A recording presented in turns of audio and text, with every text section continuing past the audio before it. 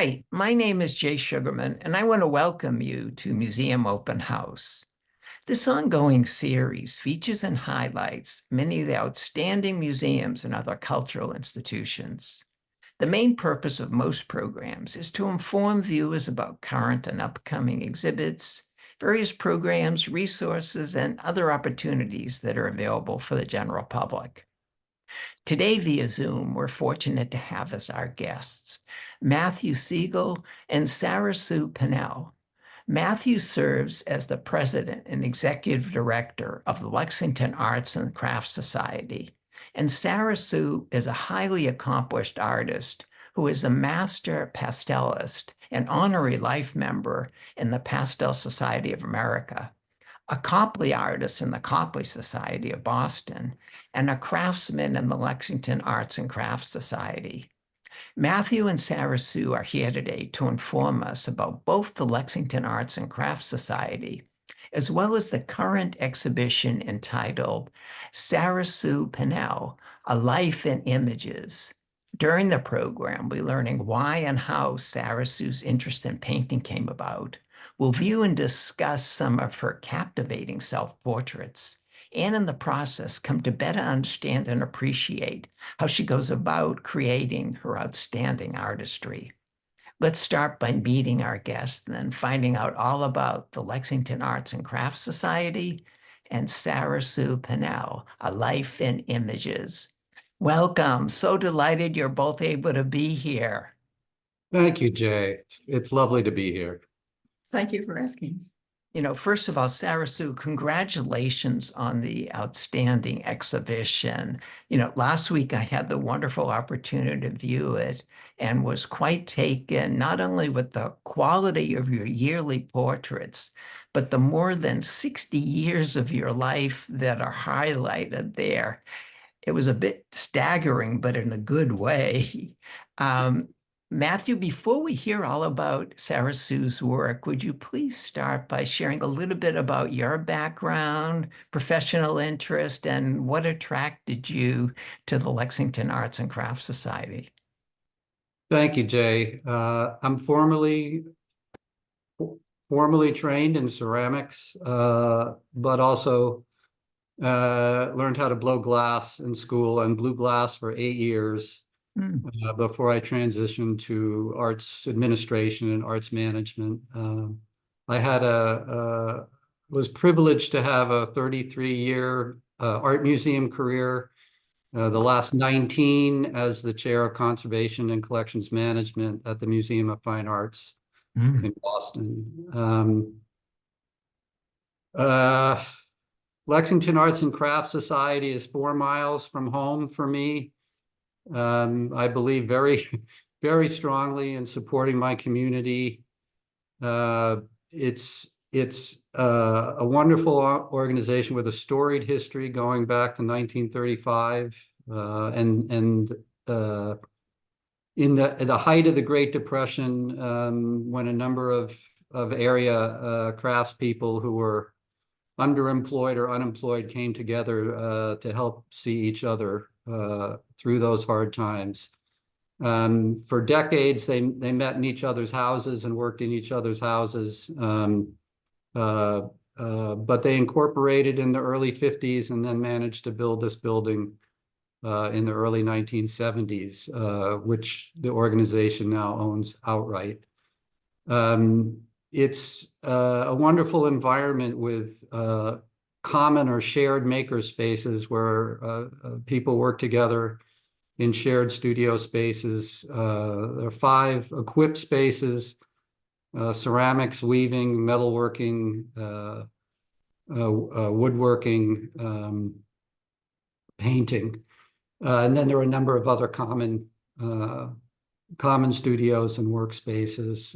There's an education program, and there's also a gallery that we program. To have the 3 programs together under the same roof is a fairly unique opportunity. But I came here because I thought that I could lend my experience and my know-how in support of my community you know, both in arts administration, but also in craft. The opportunity to support the teaching of traditional craft and the preserving of traditional craft was very much in keeping with my museum career. Now, it sounds like a wonderful match between your extensive background and what the society has to offer.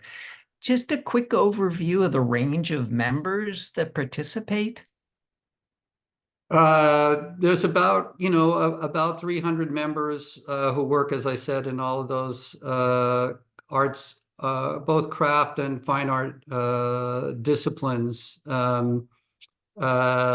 And some tend more towards being professional artists, you know, others more of an avocation, but as I said, it's a wonderful shared environment where older and more experienced members can mentor younger and newer members within the shared spaces. Terrific, terrific. Well, moving on, could you share before we hear much more from SaraSue just how the exhibition came about? That's a little bit of a story that I actually love to tell, Jay. I had seen a few individual works of SaraSue's over the first few years I was here. They were submitted to various exhibitions that we did, and I was very impressed with her work.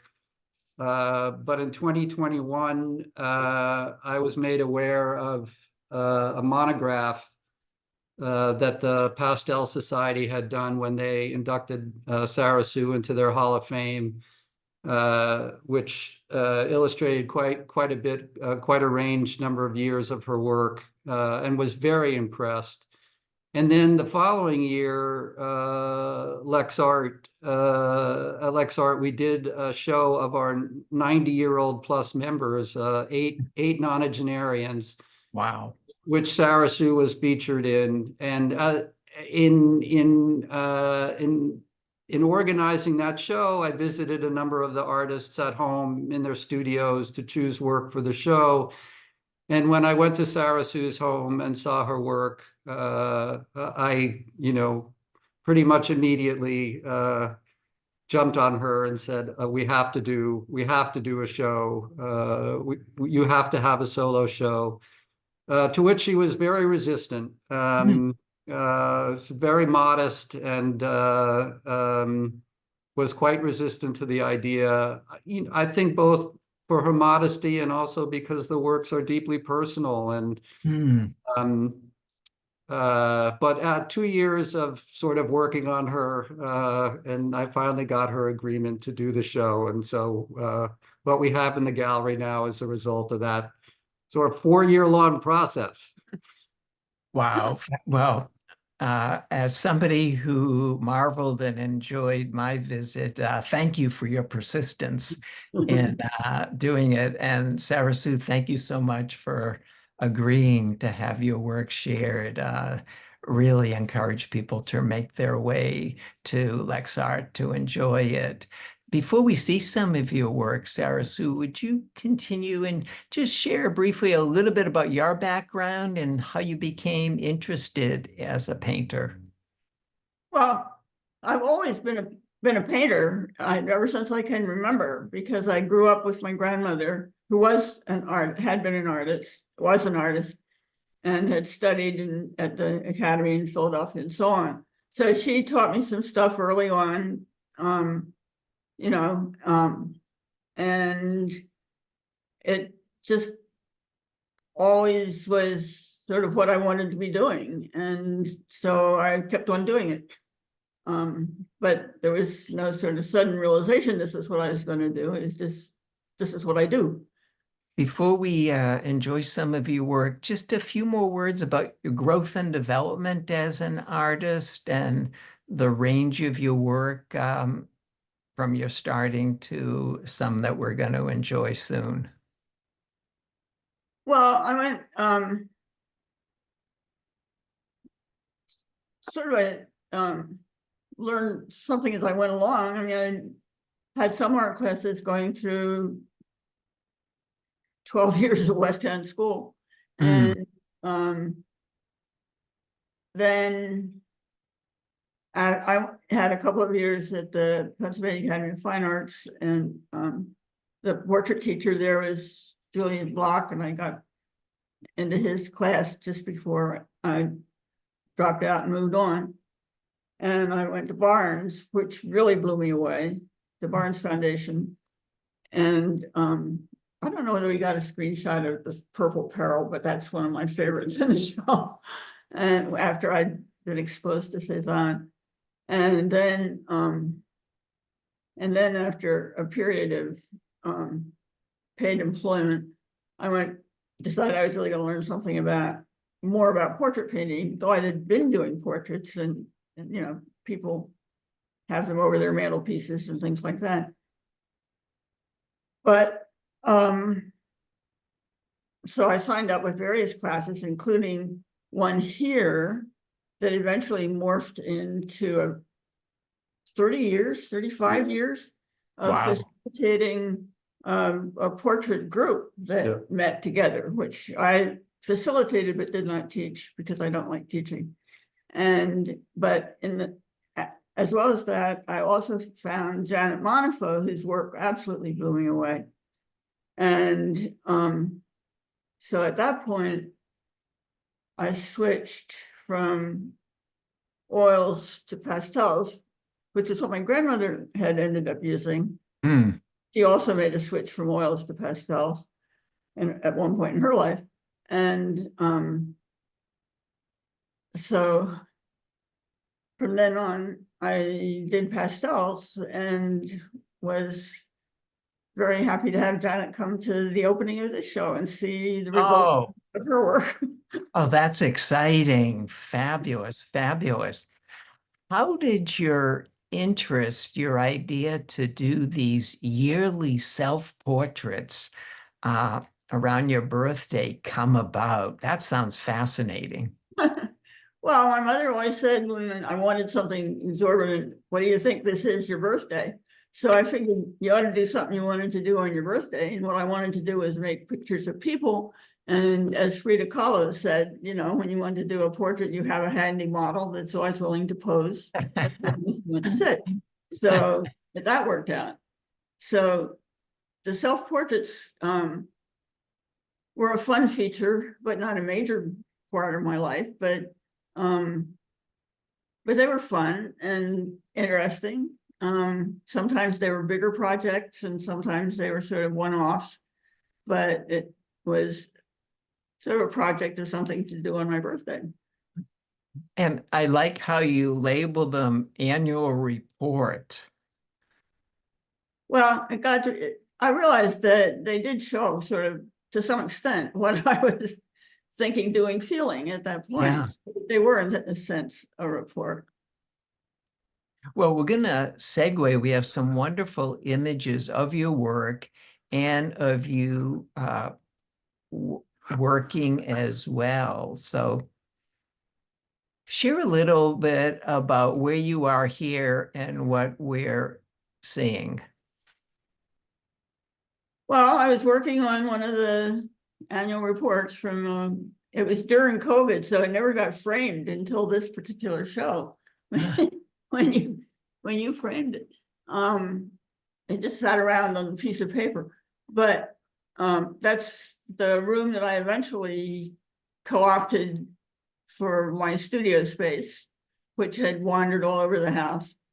But when the kids all moved out, I got this bedroom, which had been a bedroom that had pretty good light. It had north light. It had light from two directions. It was north and sort of northeast,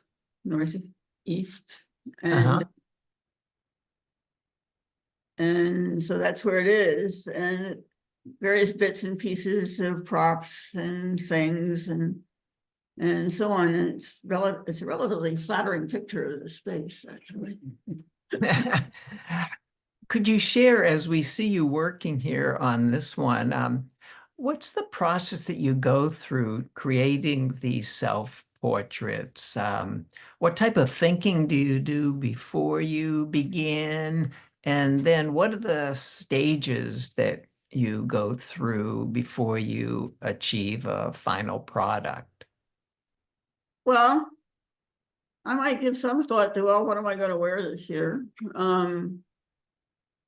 And then I sit down with the mirror and probably a piece of, bird number or something like that to draw with, and start out drawing, and gradually build it up to whatever. So at the beginning, do you have a sense of what are going to be included in the self-portrait? Sometimes at the last minute, I want to put something. I had cats at one point that really liked being in pictures. Thank you very much. You know, one of them even jumped up on me to, here I am, draw me, put me in. And some other ones that just were basically lap cats and hang around your neck cats. So they all got in. And then this cat that's in this picture was very standoffish and sort of had what you might call a wasp character. I don't know, you know, kind of stiff and New Englandy and whatever. But anyway, I just drew her in whether she was there or not. So, and then there's another great big one when I had a lot of time and I put in a whole lot of artifacts from my grandmother, including a picture that she'd done of me and a little plaster bas-relief head that she'd done of me, and you know, various other, I think her wedding portrait, so on. And so that's a great big one. That's well, the cats are definitely the co-stars of the exhibition, but it works so well.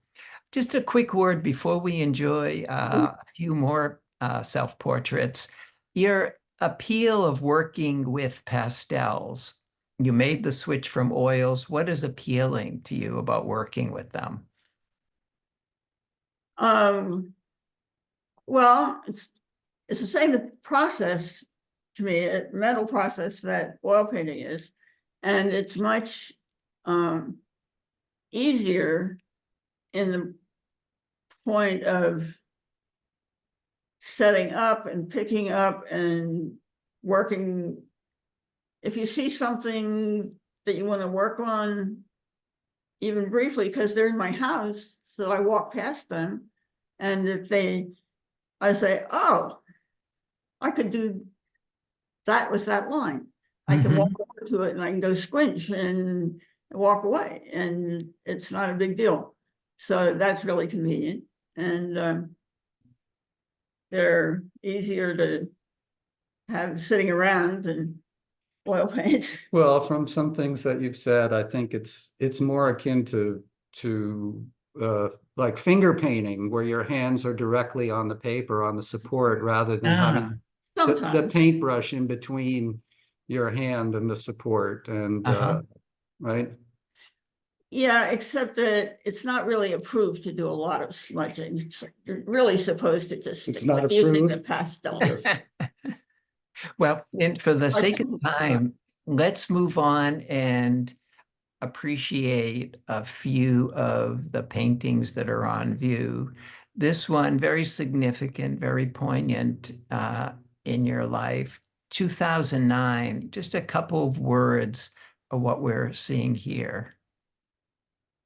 Well, that was when my husband was diagnosed with esophageal cancer, and that's how I work things out. So I sort of set up like that, and the cats joined me, and our wedding picture, which is really better than it. We only had little black and white pictures, but anyway, a wedding picture in the background, and which was a nice, quiet Quaker wedding, not one of your big fancy $20,000 jobbies, I think. Anyway, I made my wedding dress. Wow. So And then this is significant because in the picture is you in the process of creating the self-portrait. Is that right? Yeah, That's stunning to see. Yeah, I love that about this picture, that the mirror is off to the side so that the portrait in progress is in the finished portrait for us to see, as well as the wedding portrait and the cats and the pastels. It's really a wonderful picture. Yeah. Well, let's move on a few more years to 2013 and this piece titled MySpace. Just what are we enjoying here, SaraSue? well, this was one of the first ones, was Pandora. And and she was actually there in this picture. She wasn't just imagined and put in. Uh-huh. And I had fairly recently really moved into that particular room for a studio. And it got a little exciting because the shelf broke, but anyway. Nice, nice. And this next one, a milestone for you, titled Now I'm 90. Wow. Yeah, I had great hopes of that decade. I somehow 90 seemed like a really sort of fortunate kind of number. I think it's the shape of the 9 and the 0 and everything. So Love, I love was those well done. blues. The I'm quite blues, pleased with myself for having gotten to 90. for sure, for sure. And beyond now with this more current one. Yeah, this is last year's. And the thing that really worked out about that was the sweater. Yeah. Yeah. You know, SaraSue, when you look back at the exhibition, you see them all laid out, which is, again, amazing to see just the sight of that and to trace your life. What are some of your thoughts and reflections about your body of work and what's on view? Well, I'm just really so impressed with the way Matthew managed to hang it and make it look quite so impressive. Yeah. So that's part of looking at this exhibition, is how impressive it all looks, just how that's been used to put it all together. And it's sort of a combination of revisiting some of the pictures that I liked, like the red paintbrush one, and it's sort of like a life review, which is a little I spooky. was gonna say, has it prompted you and to reflect and look back on your life? Of course, Of course. painful to have my spots. Well, painful and joyful, I hope, as well. Yeah, no, few of us have that type of documentation, so it's an incredible achievement in so many ways. What are some of the things you're currently working on? Portrait of the current cat, Okay. Habanero, who hasn't made it into pictures yet. He's only been with me since June, and things have been happening. And but he's a very beautiful cat who looks very much like the Golden Boys, the pair of long-haired yellow cats that are in so many pictures and so enjoyed being in pictures and being lap cats and everything. And Habanero has a very different character. It's appropriately named for a hot red pepper. So I'm working on, I have 2 that I've started. One's a head and one's a sort of more of a full body one. They're small. They're just on the 9x12s. It's what I've been working. Have you started to think about this year's annual report? Not yet. Matthew, Matthew, what's been some of the reaction and feedback about the exhibition? Thanks for asking, Jay. There's a couple of sort of overarching aspects of the show that that everyone that I've spoken to has responded to. And certainly one of those is how deeply personal it is. And as I've spoke about a little in some of the text in the exhibition, the ability for the opportunity for all of us who view the show to sort of see ourselves and our own experiences and life experiences in the stories of other people is why we all do this, why I've done the work that I've done, and why people come and wish to engage in the arts. And it's such a beautiful aspect of the show. And then also what I think is overarching and that people respond to is that the same subject is done by the same artist 55 or 56 times. Yeah. It's an incredible tool to teach us all how to look at a work of art. What are the choices the artist has made? You know, where have they placed themselves? What's their pose? What are they dressed in? You know, what's their expression? What are their props? What, you know, all of the different pieces that have been made sort of teach us how to look at a work of art. And I think that those two aspects, everyone who comes to the show responds to, and they have let me know. That's fabulous. That's fabulous. And I know it's still going to be on view through October 6th. So several more weeks for people to enjoy the exhibition, and then look forward to other contributions. Matthew, in a couple minutes left, what are some of the upcoming programs and events and opportunities at the Lexington Arts and Crafts Society? Well, it's of late, the doing solo shows is a fairly new aspect of our programming, and certainly SaraSue was deserving of one. We have an instructor here in Chinese brush painting, Qingshang Ma, who has the next show, a solo show of his work. He's been teaching here for a very long time and is an extremely accomplished brush painter, traditional Chinese brush painter who does a wonderful job of sort of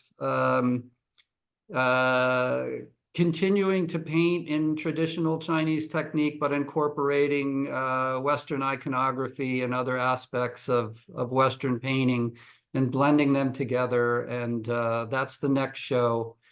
And then following that is an annual show we do with the Korean Cultural Society of Boston. They choose their artists each year. They're coming up after the brush and ink painting show. And then after that, it's our annual, the month of December is our annual holiday market, where all of the artists, all of our members get to display and sell their wares to the public. Wonderful, wonderful. Lots to look forward to. Unfortunately, we've come to the end of our time. I want to thank both of you again so much for being here, for informing us about Lexington Arts and Crafts Society, and most importantly, SaraSue, for you sharing your incredible artistry and life history with us, and definitely encourage people to make their way sooner to the society and in the future. Continued success in both of your future endeavors. Thank you. Thanks so much for the opportunity, Jay. Also want to thank those of you for tuning in, and hope to see you next time.